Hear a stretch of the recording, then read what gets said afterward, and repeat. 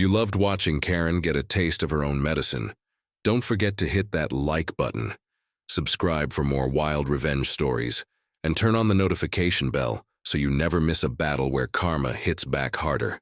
Got a crazy HOA story of your own? Drop it in the comments, we'd love to hear it. The dawn cracked over the hills, casting long gold fingers across the dry earth. Jake Reeves tightened the strap on his boots, inhaling the crisp morning air mixed with the familiar tang of fresh hay. The ranch stirred around him. Roosters crowed somewhere near the stables. The wind whispered low through the mesquite trees. It was a morning like any other, until he heard the frantic, desperate neighing.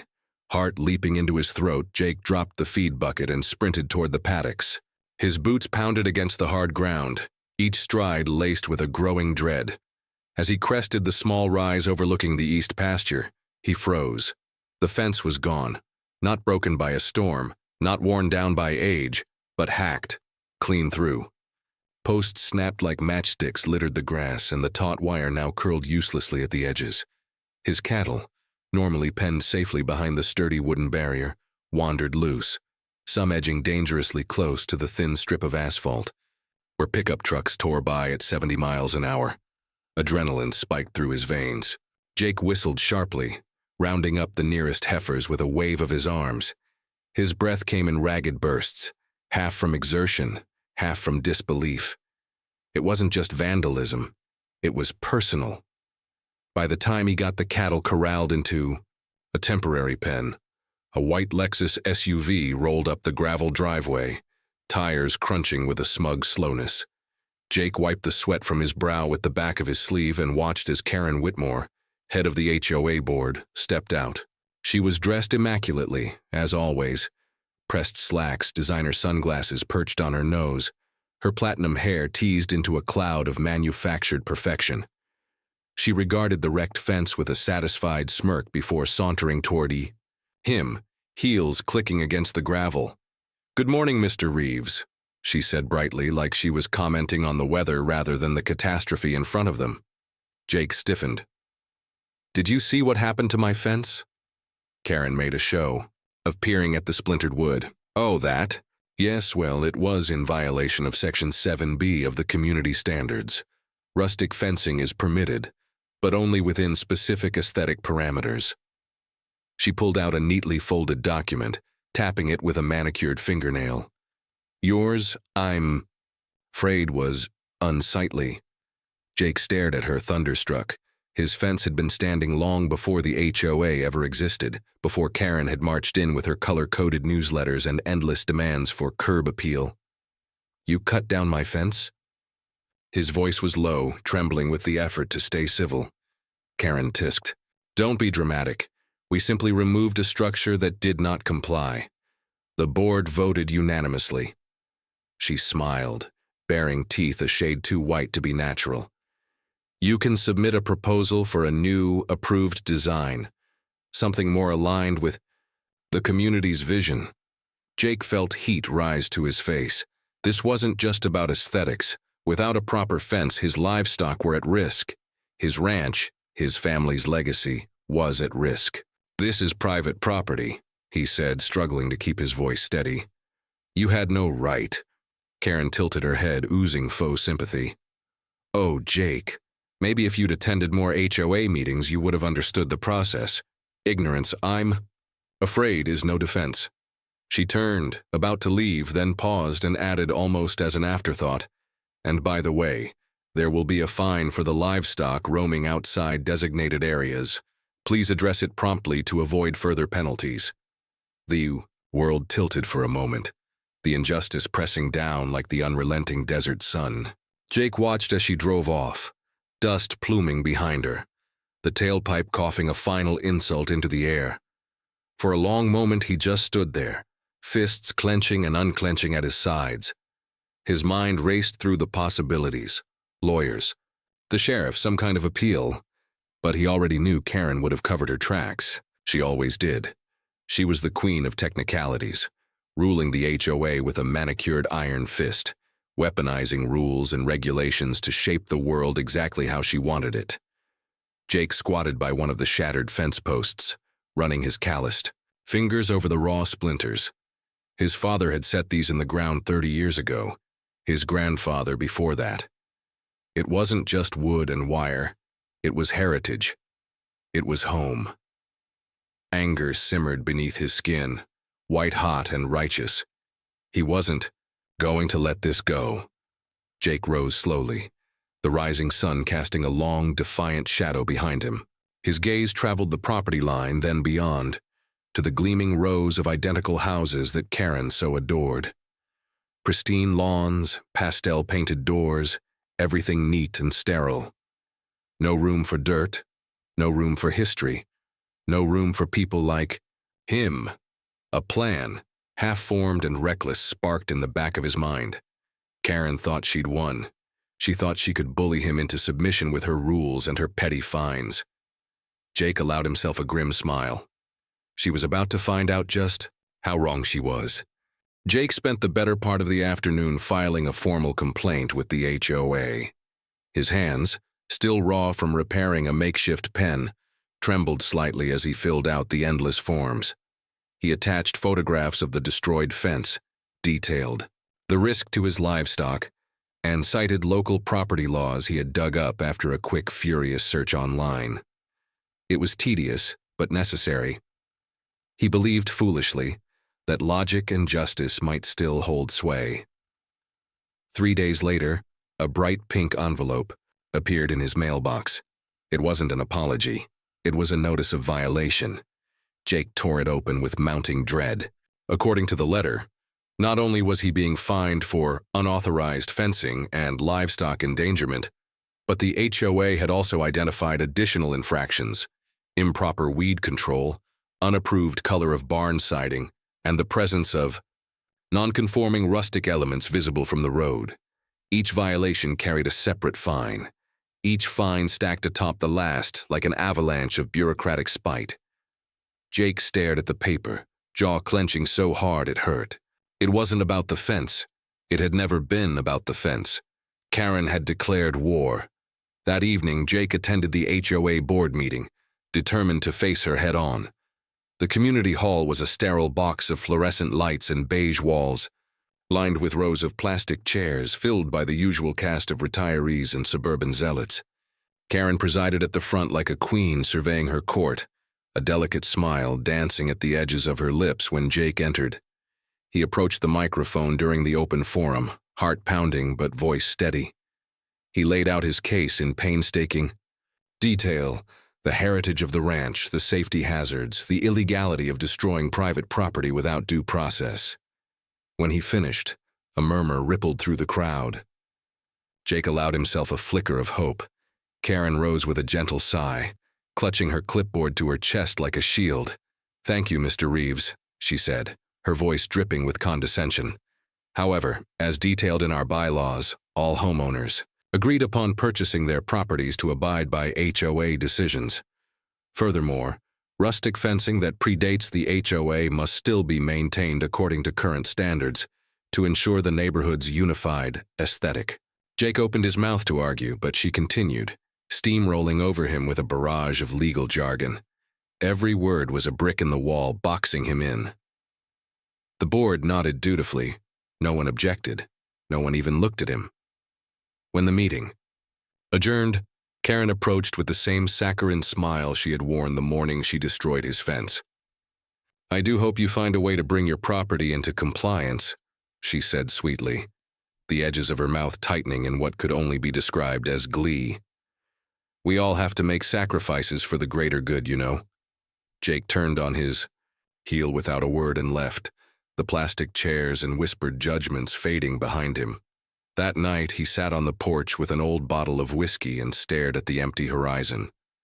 The crickets chirped in the dark, the only living things unbothered by the absurd tyranny swallowing his life.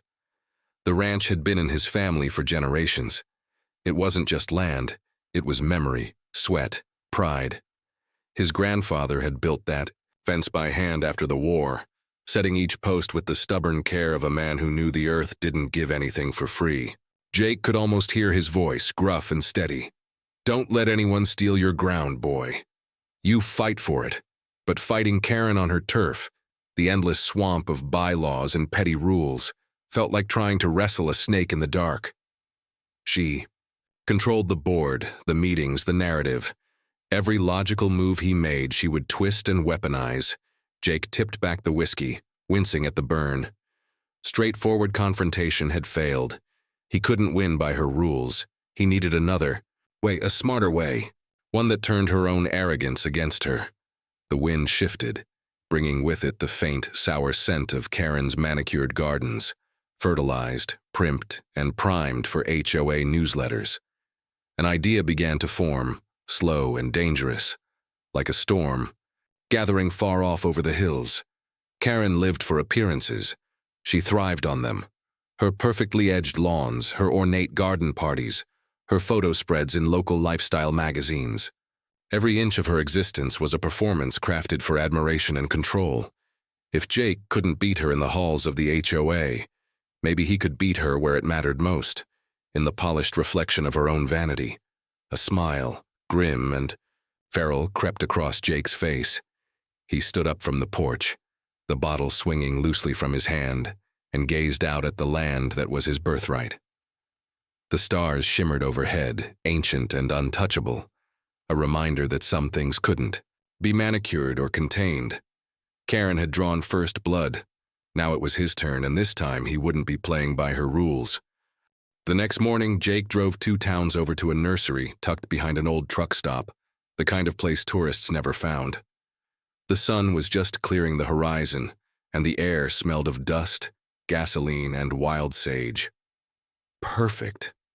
He met with Hank, a leathery old rancher with a gut full of stories and a greenhouse full of trouble. "You serious about this?" Hank asked, scratching his grizzled chin.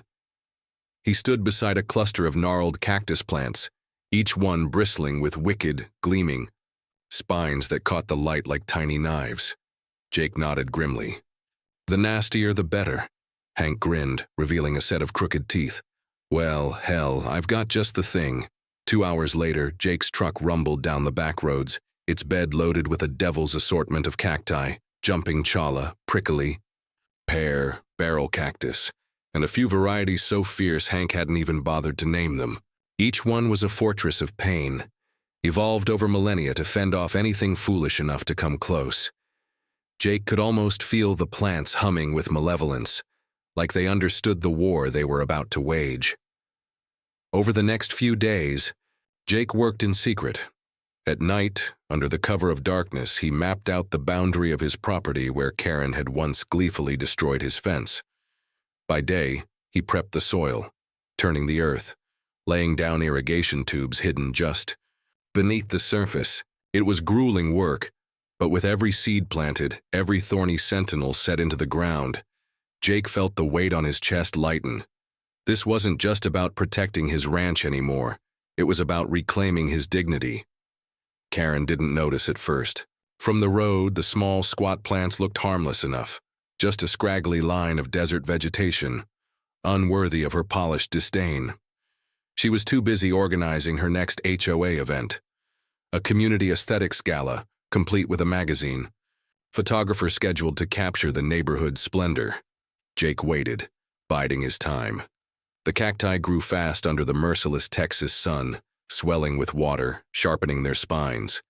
Within 2 weeks, the property line looked less like a garden and more like a no-man's land. The cholla, in particular, thrived, its segmented arms ready to detach and cling viciously to anything that brushed too close. Even the lightest touch would leave dozens of needle-sharp barbs embedded deep under the skin, impossible to remove, without pain. Jake added a few extra touches for good measure. He posted small, official-looking signs along the boundary that read, "Protected Agricultural Zone. Do not disturb," an obscure but legally valid designation he had found buried in old county records. Any tampering with agricultural barriers, it turned out, came with stiff penalties. It was a masterpiece of defensive design, invisible to anyone too arrogant to look closely, yet potent enough to turn curiosity into agony. The trap was set. It was on the day of the gala that everything came to a head. Karen, dressed in an eye-wateringly bright sundress and a wide-brimmed hat that could have doubled as a satellite dish, paraded a group of HOA members and the magazine photographer through the neighborhood. She floated from property to property, pointing out manicured lawns and pastel-colored mailboxes like a curator showing off her finest exhibits. When they neared Jake's property, she hesitated. The line of cacti loomed in the distance, an unbroken wall of green menace. Karen's nostrils flared delicately. She couldn't have an unsightly tangle of wild plants marring her perfect neighborhood tour. Without a word, she motioned to her assistant, an eager young man burdened with clipboards and a camera bag. "Clear those," she hissed under her breath, jerking her head toward Jake's new wall of pain. The assistant, desperate to please, stumbled forward. Jake watched from his porch, hidden behind a loose shutter, a grim satisfaction settling deep in his bones. The kid barely made it 3 steps before the cholla struck. The cactus arms clung like living traps, their needles hooking into flesh and clothing alike. The assistant let out a strangled yelp and staggered backward, arms flailing, only to stumble into a barrel cactus and catch a second helping of misery. The HOA group gasped collectively. Some laughed nervously, unsure whether to help or run. Karen's face turned a dangerous shade of crimson. She rushed forward, barking orders, her polished facade cracking under the pressure. In her haste, she too brushed against a low prickly pear and yelped as several invisible spines lodged themselves into her ankle. The photographer, sensing disaster and opportunity, began snapping photos rapidly. Within moments, chaos reigned. Karen's cries carried across the neighborhood as she and her assistant staggered back to the sidewalk, covered in cactus needles and humiliation. Several neighbors peeked from behind curtains, phones raised recording every agonizing second. Jake leaned back in his chair, savoring the delicious irony. Karen had demanded conformity, demanded control. Instead, she had given the neighborhood a spectacle no one would forget, and he had done it all without lifting a finger. The news spread like wildfire. Within hours, clips of Karen's prickly predicament circulated through local social media groups, amplified by gleeful neighbors who had long grown tired of her reign of terror. Memes popped up before sunset. Karen tangled in cactus arms, Karen, mid-scream with the caption, "When HOA power trips go too far." Jake knew the war wasn't entirely over. But as he watched the sun dip behind the hills, casting long, triumphant shadows across his newly fortified border, he knew one thing for sure. Karen had finally been given something she couldn't regulate. Fine, or bulldoze away, and she had delivered the proof to the whole world herself. Jake smiled to himself, the satisfaction running deeper than any whiskey burn. This was only the beginning. Karen retreated into her house after the cactus fiasco, her wounded pride more visible than the tiny needles still lodged in her skin. Jake figured she'd lick her wounds quietly, maybe even back off for a while. But some people didn't know when to quit. 3 days later, Jake found another pink envelope taped to his gate, fluttering mockingly in the breeze. This one wasn't just a violation notice, it was a demand. Remove the hazardous plants immediately, or face daily fines, escalating every 24 hours until the safety threat was neutralized. Jake tore it down, feeling a grim amusement curdle in his chest. Karen still thought she could win this with paperwork and petty threats. She hadn't realized yet that the ground had shifted under her feet. He didn't bother responding directly. Instead, he forwarded the violation notice, along with video footage from his porch camera, showing Karen ordering her assistant onto his land, to his attorney. And not just any attorney, Marcy Trent, a local legend who had made a career out of crushing arrogant bureaucrats like stale beer cans. Jake paid her retainer that afternoon. By the end of the week, Marcy filed a lawsuit on Jake's behalf: property destruction, trespassing, harassment, defamation, and intentional infliction of emotional distress. She attached photos, video evidence, social media memes, and Karen's own violation notices as exhibits. Jake didn't have to wait long for the explosion. The lawsuit became public record, and within days, the local paper picked it up. The headline was pure poetry. HO Queen faces legal wrath after ranch showdown. The article detailed everything, from the destroyed fence to the cactus debacle, painting Karen not as a pillar of the community, but as a petty tyrant who had finally overstepped. Neighbors who had once nodded politely now crossed the street to avoid her. Anonymous flyers popped up overnight, grainy copies of the meme that had gone viral. Karen mid-scream, clutching her cactus-punctured ankle, under the words, "Welcome to Cactus Country." The HOA board, sensing blood in the water, panicked. In an emergency meeting, they voted to suspend Karen as president pending legal resolution.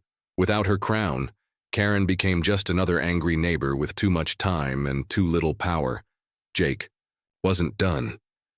One crisp Saturday morning, as the fall sun painted the fields gold, he hosted an open-house barbecue. No formal invites, just word of mouth and the promise of free brisket and cold beer. Half the neighborhood showed up.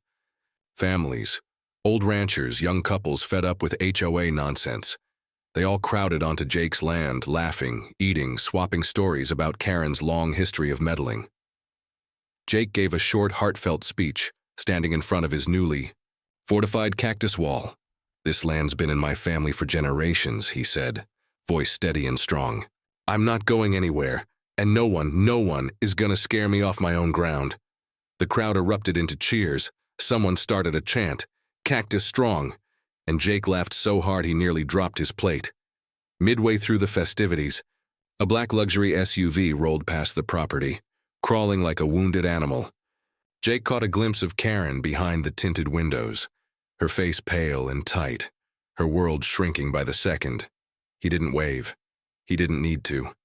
Karen's fate was sealed long before the lawsuit would wind its way through court. Her reputation, so meticulously crafted over years of backstabbing and rule-mongering, was shattered beyond repair. Even if she clawed her way back into some sliver of power, nobody would ever see her the same again. The real punishment wasn't the legal fees or the public humiliation. It was the loss of control. Jake watched the SUV disappear over the hill, the last whimper of a queen deposed by her own arrogance. As the sun dipped below the horizon, casting long shadows across the cactus wall, Jake felt a deep, quiet satisfaction settle in his bones. He hadn't just defended his home. He had exposed the rotten heart of a system built to crush anyone who didn't fit inside neat little suburban boxes, and he had done it without compromising a single piece of who he was. The party rolled on late into the night, the air filled with music, laughter, and the smell of mesquite smoke. Jake sat back, boots crossed at the ankles, a cold beer sweating in his hand. Above him, the stars wheeled slowly across the vast Texas sky, silent witnesses to the fall of a petty tyrant and the quiet triumph of a stubborn man who refused to back down. A neighbor's kid darted past, narrowly avoiding the cactus wall with a yelp of mock fear. Jake chuckled and called out, "Careful now. Those plants have a real short temper." The adults nearby roared with laughter, the joke already legend. Jake raised his bottle in a silent toast, to family, to stubbornness, to battles fought not with fists, but with patience, cleverness, and a little help from nature's sharpest allies. He didn't need a title or a clipboard to know he'd won.